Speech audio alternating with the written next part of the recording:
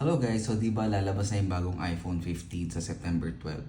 Pero if you are using like yung mga medyo bago-bago na iPhones, hindi ko lang na-check kung ano yung compatible. You can actually download iOS 17 beta na. Tama, iOS 17 beta. So turuan ko kayo. Ganyan.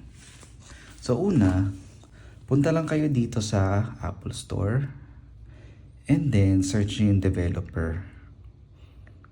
Official developer app ng Apple. So ayan, Apple developer. So pag na-download nyo na yan, ito kasi na-download ko na, open nyo lang. Pagka open nyo, you just have to sign in your account. Use your Cloud ID. Okay? Pagka ano nyo na ng Cloud ID, pagka login nyo na, magkakaroon kayo ng bagong settings dito. So punta lang sa settings and then go to general. Then software update. Maglo-load yan.